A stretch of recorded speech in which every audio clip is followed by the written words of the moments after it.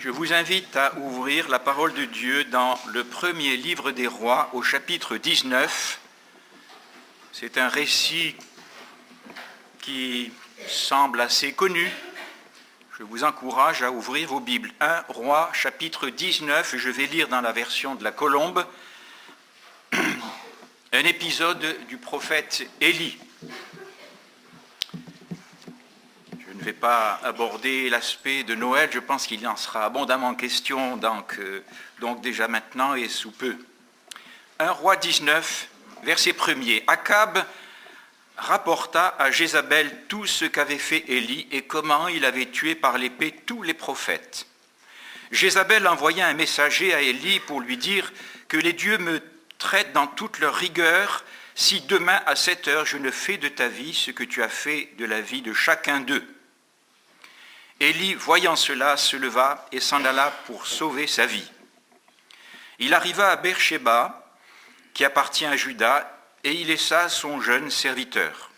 Quant à lui, il alla dans le désert, à une journée de marche. Il s'assit sous un genêt et demanda la mort en disant « C'en est trop. Maintenant, Éternel, prends ma vie, car je ne suis pas meilleur que mes pères. » Il se coucha et s'endormit sous un genêt.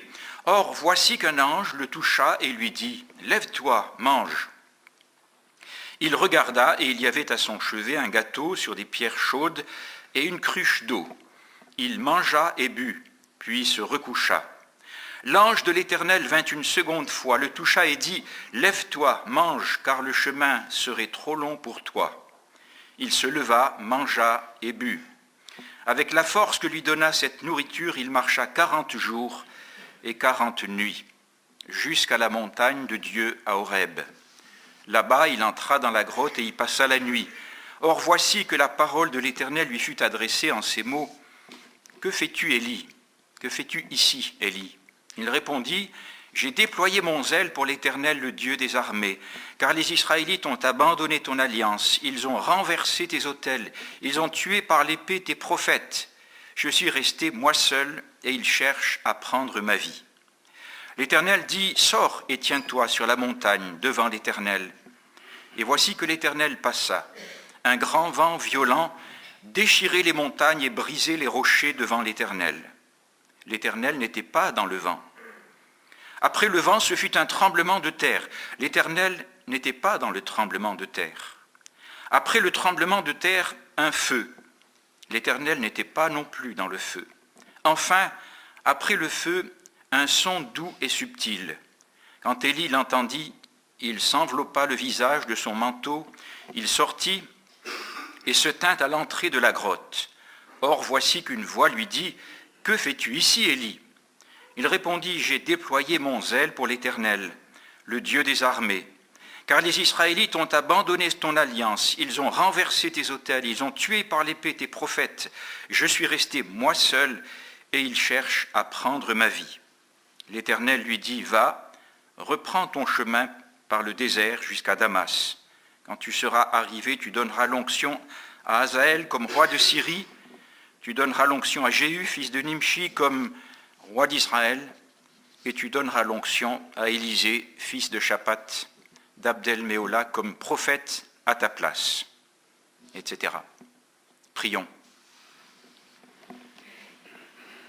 Éternel notre Dieu, Dieu d'Abraham, Dieu d'Isaac, Dieu d'Israël, Dieu d'Élie, toujours le même en Jésus-Christ, notre Sauveur. Dans ces moments, nous te prions de bénir ta parole. Nous te prions ensemble que tu viennes à notre rencontre, que toi qui connais nos cœurs, tu veuilles nous faire du bien, tu veuilles nous parler, tu veuilles nous édifier, tu veuilles nous fortifier, tu veuilles te glorifier au milieu de nous ce matin. Nous t'acclamons, Seigneur Jésus, comme notre vivant Sauveur. Merci de faire au-delà de ma faiblesse. Dans le nom de Jésus-Christ, notre Seigneur. Amen. Alors, vous l'avez peut-être compris, mais j'aimerais parler du découragement, des causes et des remèdes. C'est peut-être un peu surprenant, peut-être à 8 jours ou 15 jours de Noël, mais il me semblait que c'était dans cette direction que j'avais m'a partagé ces choses. Et j'aimerais donc parler très brièvement du découragement en introduction, en étant bien conscient que c'est un vaste thème qui demanderait toutes sortes de réflexions, etc. Mon propos n'est pas là. De quel découragement est-ce qu'il est question?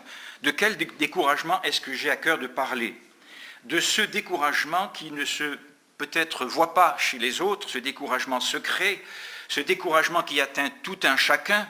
Je ne parle pas du découragement dans la vie courante, j'ai une somme de travail, je ne sais plus par quel bout commencer, ou peut-être d'autres qui diraient, mais rien ne va plus dans ma vie, je ne sais plus par quel bout commencer pour résoudre mes problèmes. André nous en a évoqué un tout à l'heure. Ou bien cette situation qui dure depuis si longtemps et où il n'y a rien qui se passe, je baisse les bras, n'est-ce pas? Ça veut tout dire, je baisse les bras, le découragement, c'est-à-dire que là, on s'arrête, on n'avance plus. Ce découragement secret qui atteint aussi les chrétiens et où l'on peut perdre de vue pendant un temps les réalités sublimes de ce si grand salut qui est en Jésus-Christ. C'est arrivé nombre de fois, si nous sommes honnêtes. Je pense à moi-même dans ces années de fondation d'église à Chartres, où je vous assure, où j'ai connu des temps de découragement, où je n'y croyais plus vraiment, mais où il fallait quand même avancer. Et donc, ce découragement, j'aimerais simplement dire que il nous accable tous, il nous paralyse. Il y a une chose qu'il fait en particulier, c'est qu'il déforme la réalité et qu'il nous fait voir les choses sous un jour pessimiste, où l'on perd de vue d'autres réalités au profit de ce mensonge en quelque sorte. Et il donne là un coup d'arrêt sérieux à notre vie chrétienne. Et même si cela dure, si cela peut durer, le découragement peut être nocif même pour notre santé. Ce n'est pas pour rien et ce n'est pas étonnant alors qu'un serviteur de Dieu que beaucoup connaissent ici, André Adou l'a dit un jour, mais le découragement, ça vient du diable. Le découragement vient du diable. C'est un péché. Donc attention à la tentation, au découragement, c'est un péché. Dur, vous allez me dire, n'est-ce pas? Mais essayons de voir que, au travers de ces choses-là, le découragement qui atteint un grand nombre de chrétiens, nous tous, et ici il s'agit d'un grand homme de Dieu, Élie, le découragement c'est aussi quelque chose dont Dieu va se servir, un peu comme d'un tremplin pour aller plus loin. Et je pense qu'il faut accepter que notre vie chrétienne, entre autres, soit menacée, soit agressée, je dirais, par ce découragement qui ne se commande pas. Ici, le découragement atteint un grand homme de Dieu, Élie. Son nom, c'est « L'Éternel est mon Dieu ». Ça veut dire en quelque sorte « Dieu est ma force ». C'est un peu ce qui est derrière cette idée. Et Élie, vous savez, c'est un personnage viril, même s'il a une origine humble. On peut penser qu'il était bûcheron avant d'être dans le ministère, comme on dit. Un homme exceptionnel chez les Juifs. Élie, c'est pas rien, c'est le grand prophète, n'est-ce pas? Un personnage exceptionnel, donc un homme du désert et des montagnes, un homme rude. C'est le prophète du feu. Il y a 6 chapitres qui lui sont réservés dans l'Ancien Testament. Et Élie est un homme de Dieu, est un homme d'écoute, un homme de prière, un homme qui est seul, l'Éternel devant qui je me tiens. Chapitre 17, avec des épisodes faramineux, n'est-ce pas, où l'on voit l'esprit et la puissance d'Élie. C'est cet Élie-là. Élie, donc, un homme droit, un homme intègre, un homme fidèle, un homme fiable. Et pour dire en passant que nous aussi, c'est sur ces valeurs-là qu'un jour nous serons jugés au dernier jour. Alors Élie a une mission très difficile. Il a été suscité à une époque d'immoralité, d'apostasie, de persécution, comme on l'a lu. Et on pourrait penser que cela ressemble aussi à la nôtre, n'est-ce pas? Le culte de Yahweh, à cette époque-là, est menacé dans une grande mesure. Il est en péril. Élie est là suscité par Dieu. Et Élie, pour nous encourager, nous est dit il nous est dit, dans le Nouveau Testament, c'est Jacques qui en parle, pourtant Élie nous est présenté comme étant un homme de la même nature que nous. Jacques chapitre 5, il pria et la pluie s'arrêta, il pria de nouveau, la pluie revient, etc., pour nous encourager. Il est de la même nature, sujet aux mêmes faiblesses, aux mêmes passions, aux mêmes infirmités. Et ce chapitre 19 nous rapporte entièrement son découragement. Élie atteint ses limites d'homme. Je fais référence au message de Lionel, que j'ai bien apprécié sur Internet. Et il passe par un gros, un gros crash, un gros crack, n'est-ce pas? Il va sombrer dans une profonde dépression, dans un sentiment de défaite. C'est la fin du monde pour lui. Quelle image pathétique quand on réfléchit que cet homme de Dieu, ce prophète au message de feu, s'enfonçant seul dans le désert en demandant la mort. C'est quand même étrange, n'est-ce pas? C'est terrible. Élie est cassé, Élie ne croit plus. Élie abandonne, Élie se met en grève. Il demande la mort. C'est fini pour lui. Il est au bout du rouleau. Je pense à Pierre qui, après avoir trahi le Seigneur, lamentablement, comme on le sait, eh bien, pendant tout un temps, il est rendu au même point. Il est au bout du rouleau, il n'y croit plus. Il se sent misérable comme les pierres. Il a abandonné. Et puis, découragé, d'ailleurs, il risque d'en entraîner d'autres, il a encouragé d'autres dans le découragement, et écœuré, il va reprendre la pêche. Jean, chapitre 21. Il va reprendre son métier d'avant. Mais il n'y croit plus, le cœur n'y est plus. Voilà où en est Élie. Et donc, nous pouvons comprendre qu'il y a des choses qu'il faut regarder. Nous allons voir ici au moins 7 causes qui ont provoqué ce découragement. Ces choses-là peuvent nous aider aussi parce que, d'une manière ou d'une autre, peut-être pas exactement, nous pourrons y trouver, je ne dirais pas un encouragement, oui quand même, mais une arme, un équipement pour pouvoir faire face, le moment venu, à cette situation qui ne manquera pas d'arriver. Et je le répète, n'est-ce pas, nous l'avons dit, ces choses-là sont aussi permises, font partie de la panoplie de l'école de Dieu, de la formation, de la pédagogie de Dieu, parce que même si Élie a abandonné, Dieu est resté le même. Et l'œuvre de Dieu ne va pas s'arrêter pour autant. Dieu est extraordinaire dans ce passage, dans ce chapitre. Et Dieu va se servir de cela comme un tremplin. C'est ma prière. C'est précieux de pouvoir revenir en arrière et se souvenir de ce temps où nous nous sommes écroulés, où nous avons capitulé, où nous n'y croyions plus, où tout était noir, où c'était la fin, et où le diable nous accusait par-dessus le marché, et où après, nous avons pu relever la tête par la grâce de Dieu et connaître une expérience qui nous aura enrichis et qui nous aura fait grandir dans la connaissance de Dieu. Alors ces causes, il y en a 7, on peut en trouver peut-être d'autres, ou moins, je ne sais pas. Et je me propose de les voir avec vous rapidement pour être plus concret. Donc la première des causes qui se vérifie, alors ça touche peut-être aussi les pasteurs, serviteurs de Dieu, mais ce sont les lendemains de victoire.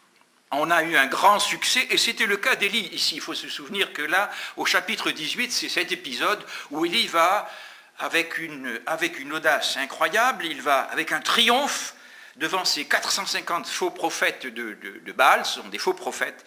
Il va proclamer cette seigneurie de Yahweh, n'est-ce pas? Tout le peuple sera là à acclamer. C'est l'Éternel qui est Dieu, c'est l'Éternel qui est Dieu. Le feu est descendu sur cet autel, rempli d'eau. Et comble de cette victoire, Élie est là dans ce chapitre. Je vous propose de le lire, enfin je vous conseille de le lire, c'est encourageant de le voir. Élie est là impérial. Il se permet même d'ironiser, n'est-ce pas, de se moquer de ces prêtres de Baal qui sont là en train de se faire des incisions, de crier, n'est-ce pas?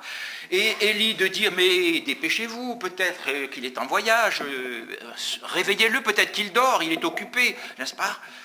Quelle ironie. Et donc c'est cet Élie qui est là, et qui a connu ce sommet, et là, ce qui se passe très peu de temps après, c'est l'effondrement de Élie. après les victoires, après les succès, après les bénédictions, après un sommet, c'est la chute qui nous attend si nous ne sommes pas attentifs. Et je pense à ces 3 disciples qui ont été sur le mont de la transfiguration avec Jésus. Ils ont vécu quelque chose d'extraordinaire. Ils ont vu Jésus, ils ont vu... Et Pierre, qui ne sait plus quoi dire, il faut que nous dressions 3 tentes, etc. Ils ont vécu quelque chose de formidable. Et quand ils redescendent dans la vallée et qu'ils se retrouvent face à la réalité, ils sont incapables, fiasco, devant un démoniaque qu'ils n'arrivent pas à guérir au nom de Jésus. Et Jésus de dire, mais misérable, enfin, je ne sais plus comment il dit, jusque à quand serai-je avec vous? L'effondrement après la victoire. Pensons à d'autres situations.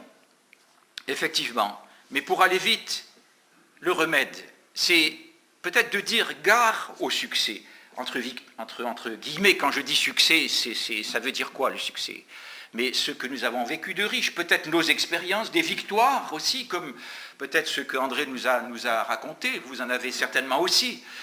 Cette expérience qu'on a vécue, vous savez, moi j'entends souvent, j'ai entendu des chrétiens dire, mais là, on a vécu un temps formidable. Mes enfants ont vécu un temps fort. Alors on a vécu des choses, mais qu'en reste-t-il après? C'est toujours la question que je me pose, et souvent je vois que on n'a pas eu la suite qu'on espérait. On s'imagine qu'alors tout va aller bien, tout sera facile. Et je l'ai vécu moi-même, n'est-ce pas? Des temps de bénédiction, et après coup, on se retrouve seul face à soi-même, et c'est plus la même musique. Détachons-nous donc de l'expérience, entre guillemets, aussi belle soit-elle, pour nous attacher à la personne qui a donné cette expérience, c'est-à-dire Christ, c'est-à-dire Jésus.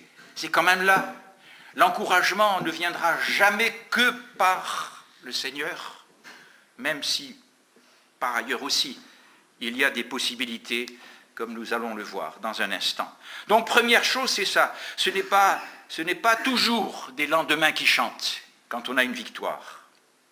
Et Dieu est avec nous autant dans le succès que dans l'échec, qui est voulu par lui, parce que notre foi doit être éprouvée.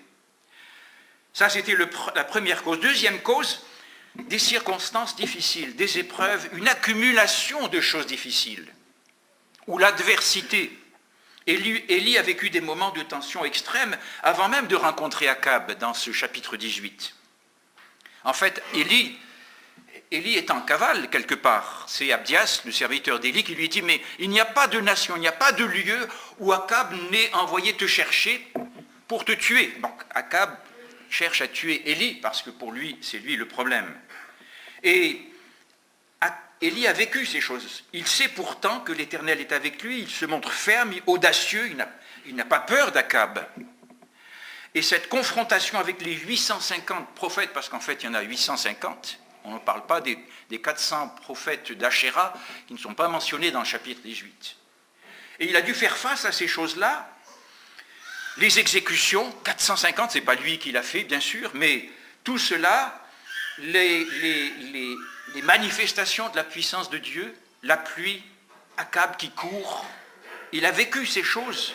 Et tout cela, accumulé, a aussi usé, puisé dans ses ressources psychiques, humaines. N'oublions pas qu'Élie n'est qu'un homme, avec ses limites. Élie qui se trouve en plus menacé de mort. Et là, c'est la goutte qui fait déborder le vase. Vous savez, on ne peut empêcher les difficultés. Bien sûr, je ne vous apprends rien. Les maladies, les déceptions, les contretemps, etc. L'accumulation des tensions, des problèmes qu'on n'a jamais pu déposer aux pieds du Seigneur. C'est comme si Élie disait, trop, c'est trop, j'en ai marre. Parce que littéralement, ça veut dire ça. Maintenant, et à la limite, il en veut même à Dieu quelque part. Au fond, il n'ose pas le dire, mais sous-jacent, cette idée est là. Et tout cela est une source de découragement. Cela se comprend, mais nous avons souvent tendance à justifier notre découragement. Et ce qui se passe, c'est qu'à ce moment-là, la pitié de soi s'installe en nous. Elle nous guette, en tout cas. Et il faut noter l'égocentrisme d'Élie. On ne voit pas de prière dans ce chapitre 19. On ne voit pas Élie prier pour en sortir. Est-ce qu'il faut pour autant l'accabler? Mais c'est un constat. Alors, permettez, puisque c'est quand même frais dans ma mémoire, de citer Nelson Mandela. On voudrait rendre honneur en passant à la mémoire de cet homme qui, sans être un chrétien, est un homme où je vois la grâce de Dieu, tout simplement. Je ne veux pas entrer plus loin. Mais il a dit ceci une fois à l'un de ses collègues dans sa sphère politique: il ne faut jamais se poser en victime. Le jour où tu te positionnes en victime, tu deviens perdant. Et c'est vrai que spirituellement parlant aussi, le jour où on se victimise, on est sur la pente de la défaite. Et le remède, eh bien, c'est de détourner notre regard de nous-mêmes. C'est peut-être simple, mais c'est le cas. Marcher par la foi, car nous marchons par la foi et non par la vue, dit Paul, de Corinthiens 5, 7. Et même lui-même, dans ce passage, il dit, c'est pourquoi nous ne perdons pas courage. Et même lorsque notre homme extérieur se détruit, notre être intérieur se renouvelle. Car nos légères afflictions du moment présent ne sauraient être comparées au poids de gloire à venir. Voilà où il regarde, voilà la solution, c'est d'aller au-delà, c'est de savoir sauter par-dessus ces temps d'une certaine manière, bien sûr, par la foi.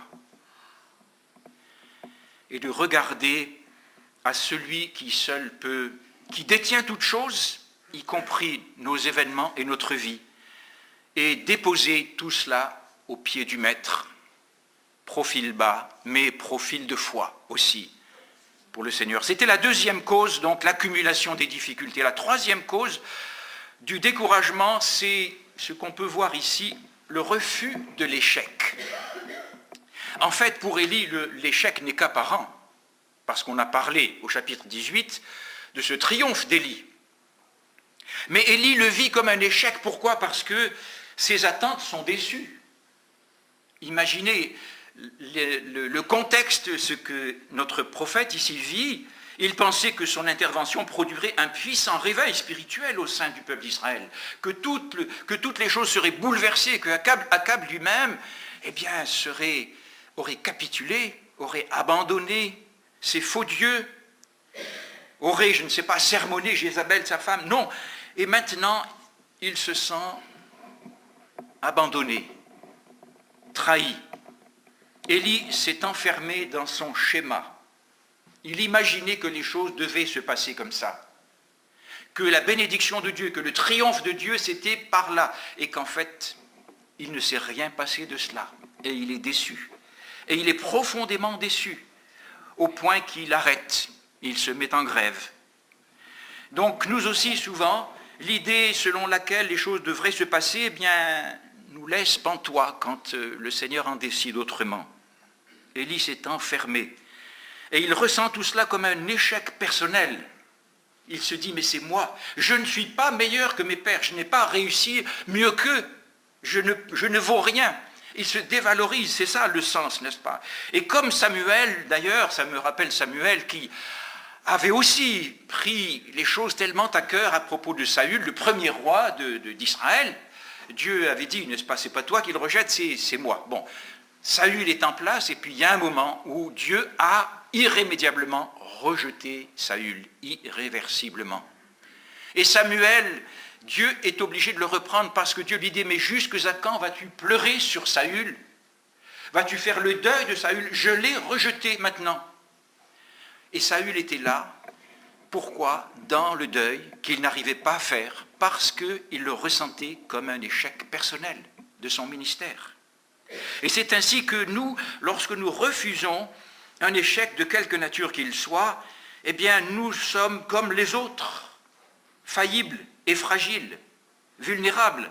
Les échecs nous touchent, c'est à l'évidence, bien sûr. Ils nous humilient, ils nous font voir nos lacunes, nos manquements, notre petitesse, etc. Et ils sont révélateurs aussi de nos motifs profonds, où peut-être l'orgueil se cache. Alors quand Élie dit « je ne suis pas meilleur que mes pères », est-ce que ça veut dire qu'il avait essayé d'être meilleur? La compétition, ça existe aussi, y compris dans le ministère, chez les serviteurs de Dieu. On peut vouloir, l'être humain, le cœur humain, Les replis de cet être corrompu qui est dans notre nature est toujours là, caché quelque part, tapi comme un jaguar, n'est-ce pas? Si nous sommes honnêtes avec nous-mêmes et avec Dieu, nous devons constater qu'il y a en nous une nature qui est corrompue jusqu'au bout des ongles et qui est là. Et c'est pourquoi donc ces choses nous sont données pour que nous puissions en retirer instruction. Oui, peut-être qu'Élie, au fond, il y avait cet orgueil, ou tout simplement, comme je l'ai dit, il se dévalorise parce qu'il n'a pas réussi. Pour lui, c'est un échec. Tout est par terre et il ne vaut plus rien. Et à ce stade, Élie, eh bien, en est là. Et que fait-il? Il se réfugie dans le sommeil. Et ça peut arriver aussi. Le sommeil, c'est un refuge, comme d'autres choses peuvent constituer des refuges. Mais ce refuge qui fait qu'on ne veut pas faire face à la réalité. On ne veut pas ouvrir les yeux et regarder ce que le Seigneur sait de toute façon et dont il va s'occuper, vraisemblablement. Nos échecs sont instructifs et ils sont utilisés par Dieu pour nos progrès. Nous pensons à Joseph, nous pensons à bien d'autres dans l'Ancien Testament, bien sûr, on le voit. Donc, à David aussi à Tsiklag avec cette défaite, et où les ennemis étaient passés, ils avaient tout volé, ils avaient pris tout le butin, ils avaient emporté les femmes, y compris la femme de David. Et lorsque David et ses hommes reviennent, ils sont absolument déconcertés. Et là, ils pleurent toutes les larmes de leur corps, jusqu'au bout. Ils n'avaient plus de larmes pour pleurer. Et puis bon, ils sont remis en selle. Et après, nous voyons que David va retrouver tout. David retrouva tout. Tout ce qui avait été perdu a été retrouvé. Voilà ce que Dieu veut aussi pour chacune de nos vies. Il est plus facile de tenir, bien sûr, dans le succès que dans l'échec. Pourtant, c'est dans l'échec qu'on va juger de l'arbre. Alors acceptons. Le remède, bien sûr, c'est de laisser le Seigneur faire son œuvre. Profil bas, je disais, Dieu est près de celui qui a le cœur brisé, de celui qui a le cœur contrit, de celui qui est vrai, de celui qui est transparent, qui dit « Seigneur, je ne peux rien te cacher. Tu me sondes, tu me connais, tu sais ce que je suis. Avant même que j'ouvre la bouche, tu sais ce que je vais dire, etc. » Le psaume 139 est extraordinaire. Dieu est près de ceux qui ont le cœur brisé. Et David a dit ceci une fois, dans le psaume 119, verset 67, « Avant d'être humilié, je m'égarais. » Vous comprenez pourquoi il y a cette grâce de Dieu. C'était la troisième cause, le refus de l'échec. La quatrième cause, c'est le sentiment de solitude, l'isolement malsain. C'est évident pour Élie. « Je suis resté moi seul, dit-il. » Bien sûr, c'est subjectif. Et pourtant, il se trompe. Il se trompe un peu sur les chiffres, parce que s'il avait écouté un peu Abdias, il saurait qu'il y a au moins une centaine de prophètes qui sont encore en vie, que Abdias a cachés dans de grottes, 50 par 50, il les a nourris. Enfin, vous connaissez l'histoire, n'est-ce pas? Relisez le chapitre 18. Il oublie cela, il ne le voit pas, ça ne compte plus. Il est le seul, je suis resté moi seul. Vous savez, cet égocentrisme qui est là. Et donc pour lui, tous les Israélites ont violé l'alliance, tout le monde a péché, tout le monde a abandonné Dieu, il est le seul, je suis resté le seul. Et en plus, on cherche à me tuer. Il ignore que 7000 hommes n'ont pas encore fléchi les genoux devant Baal. Là, c'est l'affaire de Dieu. On pourrait dire aussi, mais que faisait-il pendant ce temps-là, hein? Il y a ceux qui pourraient dire, mais alors, pourquoi ils ne se sont pas bougés un peu, ces 7000? On pourrait le faire, mais restons dans la parole de Dieu. Donc,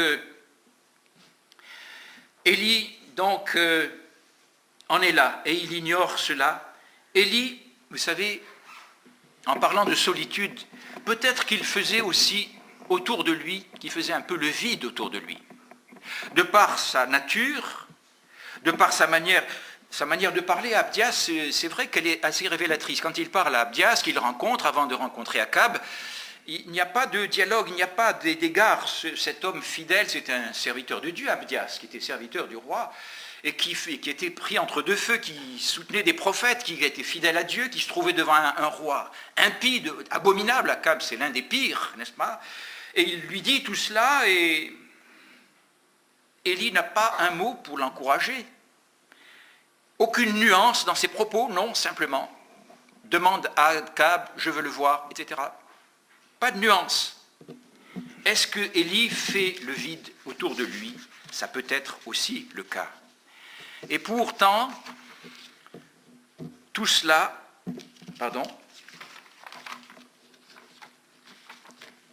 Élie est pourtant un vrai homme de Dieu, mais c'est un homme seul. Élie est un homme seul, comme le sont bien souvent les prophètes.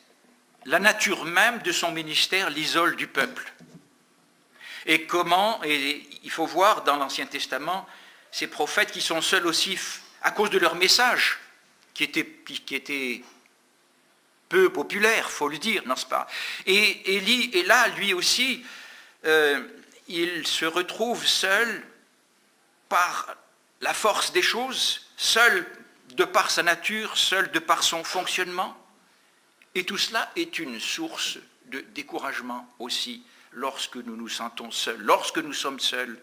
Et donc en passant, attention aussi, parce que souvent les pasteurs, les serviteurs de Dieu sont seuls dans leur ministère. Seuls, et cette solitude qui est là, si on ne la regarde pas, si on n'y prend pas garde, elle peut faire un travail de sape, sournoisement, n'est-ce pas? Et c'est comme cela qu'il y a eu bien des cracks aussi dans le ministère, d'hommes de Dieu d'ailleurs, par ailleurs. Donc, où il convient d'avoir des pères, d'avoir des moyens, et il y en a, n'est-ce pas? Mais ne pas rester seul. En tout cas, le remède, c'est quoi? Le remède pour nous tous, c'est bien de sortir de la solitude. Mais comment sortir de la solitude? Plus facile à dire qu'à faire. Mais par la volonté de Dieu de s'ouvrir aux autres. C'est un piège parce que souvent, la solitude que nous avons peut-être fabriquée nous-mêmes, que nous nous sommes fabriqués, elle contient une idée qui est exprimée dans les proverbes, qui dit ceci: celui qui se tient à l'écart cherche ce qui lui plaît. Proverbe 18, verset 1. Ça peut être aussi quelque chose qui soit un peu comme une réaction contre. On se tient à l'écart, on ne s'intègre pas, on prend ses distances.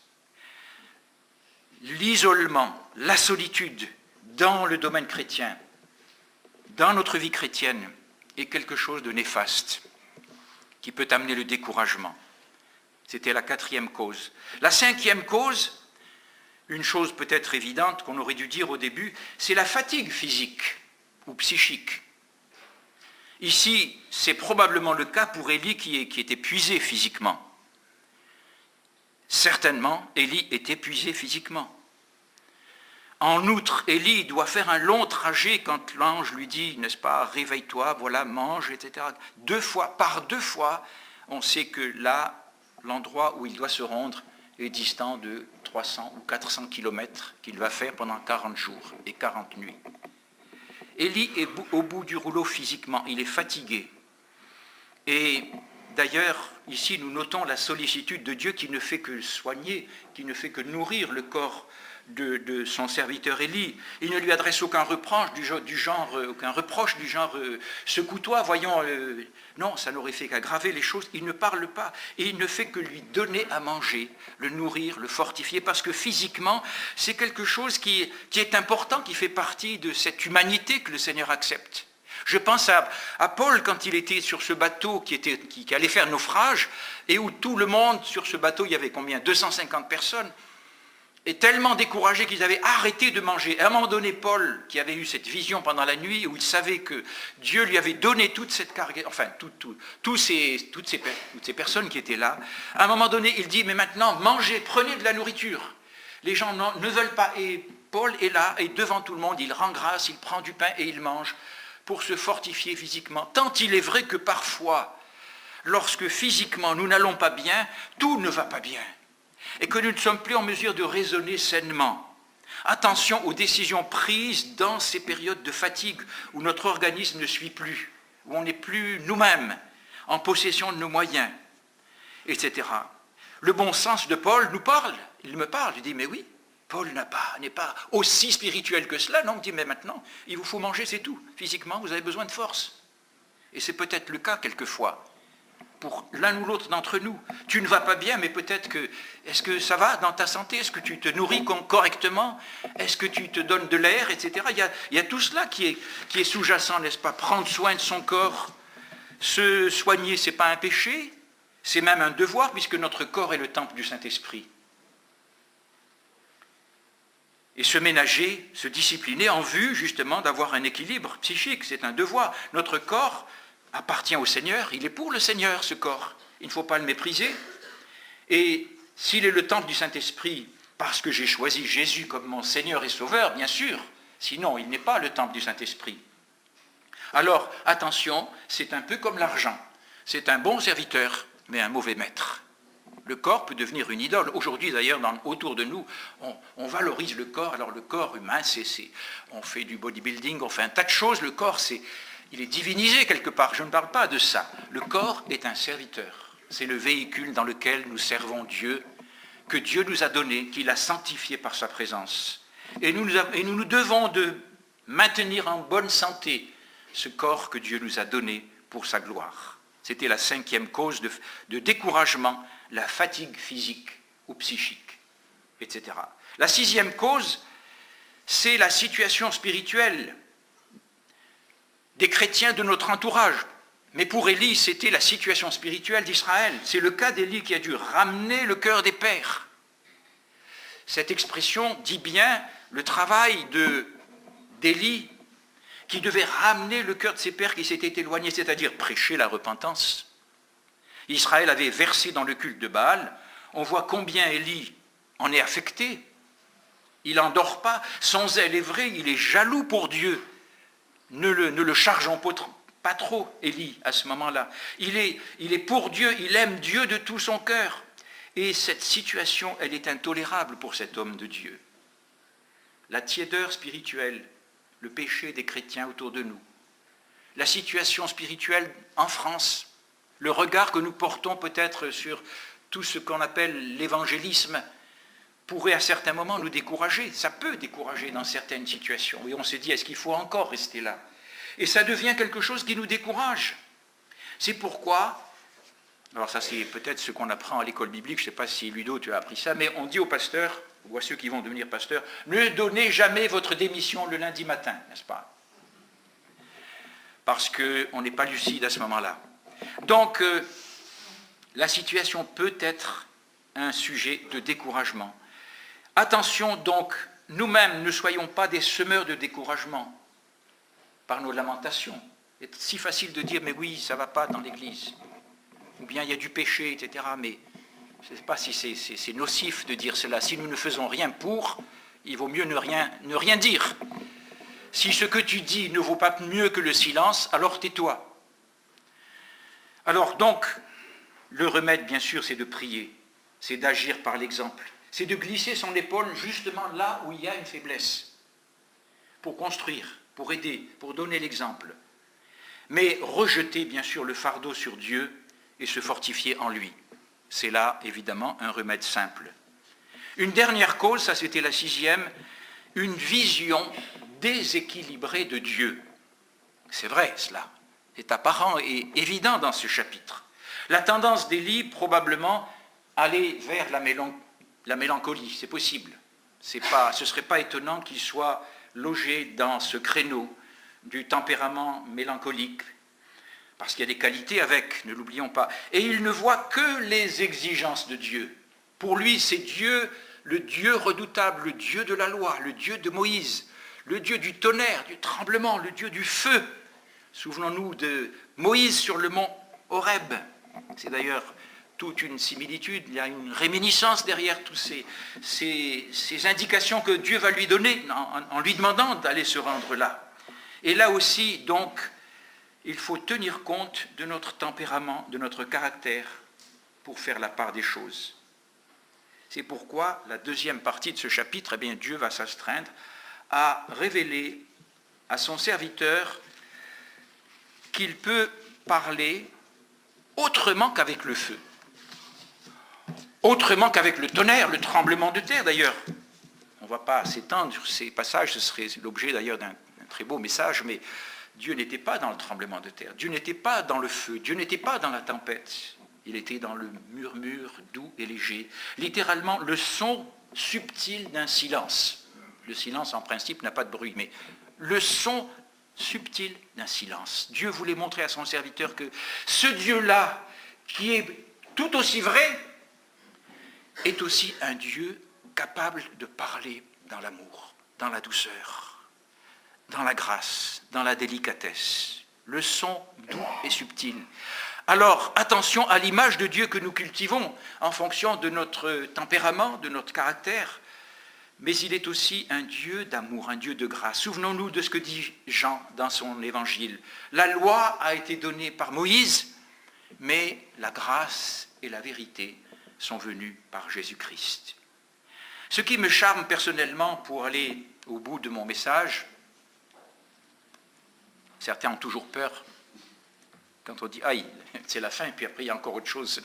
Non mais dans mon dernier, dans mon propos, donc ce qui me charme, alors je ne sais pas si c'est le bon mot, mais ce qui me touche, ce qui me rend tellement amoureux du Seigneur, c'est la manière avec laquelle Dieu va récupérer son serviteur Élie. Cette délicatesse, ce savoir-faire, cette pédagogie, cet amour, cette patience. Dieu nous connaît, c'est incroyable.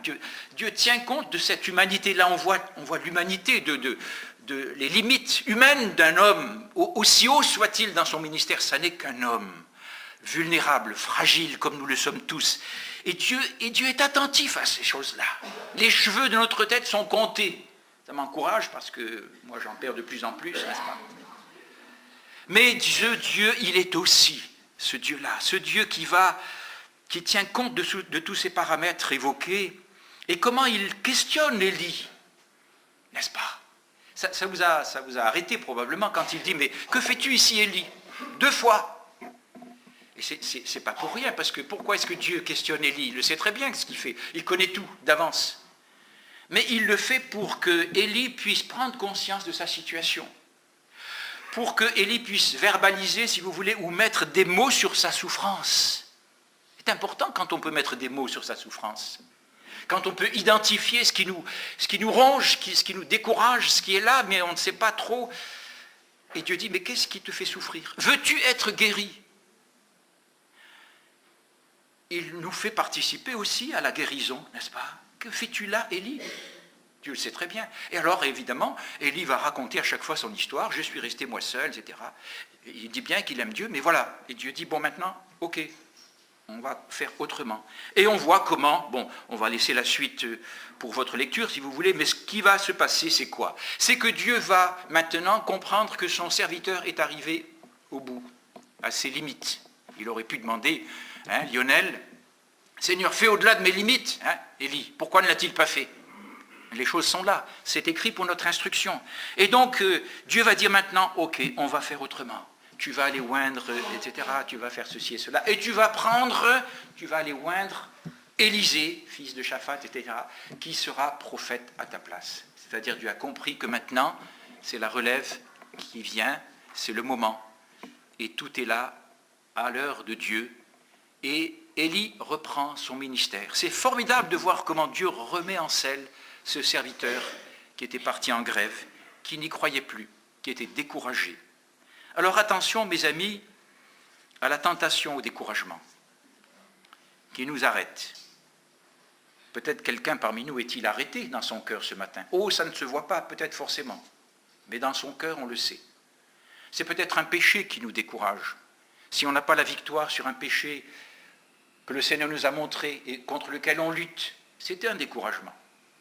Quand on est addicté, que ce soit à une chose ou à une autre, et qu'on lutte et qu'on n'arrive pas, c'est une cause de découragement, si ça dure, etc. Alors là, tout simplement, nous aussi, soyons attentifs autour de nous, peut-être avec perspicacité pour savoir discerner quels sont ceux parmi nous, nos frères et sœurs, qui sont découragés. Ils ne le disent pas, ça ne se voit pas, ils ne disent rien, mais nous sommes là parce que nous nous aimons, et c'est notre devoir que de nous encourager les uns les autres. Et donc, pour repérer ces choses, ne nous laissons pas enfermer par le découragement. Renversons la vapeur, j'allais dire. Fixons nos yeux sur Jésus, le chef et le consommateur de la foi, Vous connaissez la suite. Qui a supporté contre sa personne une telle opposition, etc. Ayant les yeux fixés sur Jésus. Pour terminer, je dirais que si il est précieux d'avoir des frères, d'avoir des amis, des proches qui nous connaissent, qui nous aiment, qui nous encouragent, qui nous relèvent, et c'est très précieux, le vrai encouragement ne viendra jamais que par le Seigneur Jésus lui-même, l'Éternel. Nous allons prier pour terminer. Père, nous te remercions d'abord pour ta parole, nous te remercions pour Élie, nous te remercions pour ces choses qui ont été écrites pour nous, pour notre bien aujourd'hui. Accorde-nous la grâce d'y prêter attention. Accorde-nous la grâce de rester, vigilants quant à nous-mêmes, quant aux autres. Nous voulons te glorifier, te servir. Nous voulons avoir cette flamme, ce feu d'Élie. Nous voulons avoir ce zèle. Nous voulons continuer. Mais nous avons besoin de ta grâce pour cela. Et tu nous l'accordes royalement en Jésus, ton Fils. Que ton nom soit loué. Amen. Vers toi, Seigneur, j'élève ma voix. Tu le connais, Ludo? Vers toi, Seigneur, j'élève ma voix. On le connaît?